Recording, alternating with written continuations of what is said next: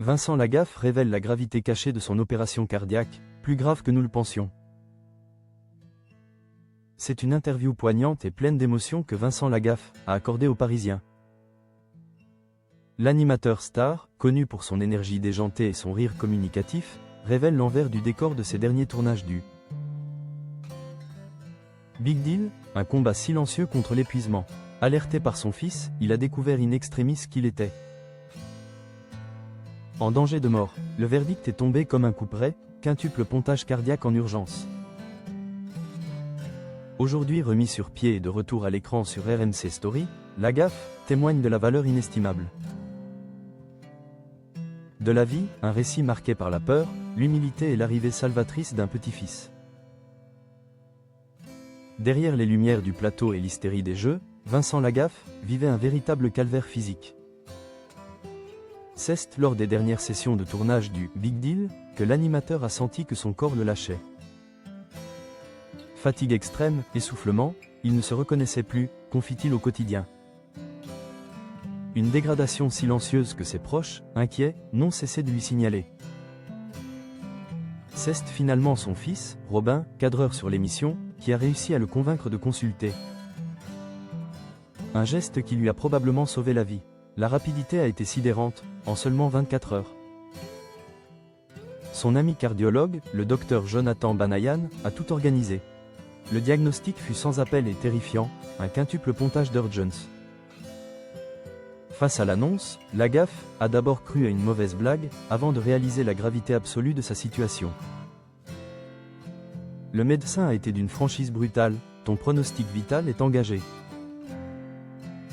L'animateur a vite compris qu'il avait échappé de peu à la catastrophe. J'avais une artère bouchée à 97%.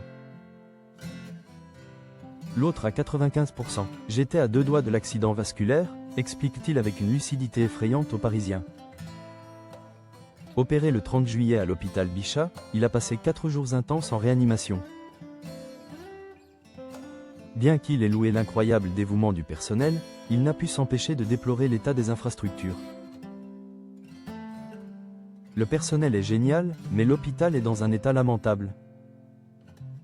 Une semaine après cette lourde intervention chirurgicale, Lagaffe a entamé sa rééducation à Issy-les-Moulineaux. Un lieu chargé de symbolisme pour lui. C'est marrant, ma grand-mère habitait là quand j'ai commencé ma carrière. Ma vie n'est faite que de signes, confie-t-il, voyant dans cette coïncidence un clin d'œil du destin. Mais le signe le plus fort, le plus beau, l'attendait à sa sortie, la naissance de son petit-fils. Ce moment fut une véritable renaissance émotionnelle et physique.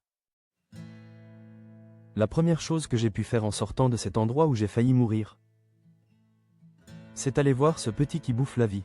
On dit souvent qu'une vie s'en va, une nouvelle arrive. Aujourd'hui, Vincent Lagaffe savoure chaque instant avec une intensité nouvelle. Je suis heureux d'être là, de pouvoir jouer avec mes chiens, de profiter de mon petit-fils, de dire des conneries avec ma chérie. Il affirme ne plus vouloir repousser ses limites comme avant, s'il reste fidèle à son énergie légendaire. Il a appris la leçon la plus importante. Je vais davantage écouter mon corps, mais je ne vais pas m'empêcher de vivre. Remis sur pied, le guerrier de l'audiovisuel a repris la tête du Big Deal sur RMC Story. L'émission, désormais diffusée le jeudi, revient avec des spéciales thématiques pleines de folie. Pour Halloween, le plateau s'annonce festif, avec un mélange déjanté de métal et de danseurs hip-hop. Quand j'arrive sur le plateau, j'ai l'impression de monter sur scène et de faire un show, explique-t-il. Toujours aussi audacieux, il prépare également une spéciale hommage à Johnny Hallyday. C'est le taulier. Personne ne peut le remplacer, à part Florent Pagny, affirme-t-il.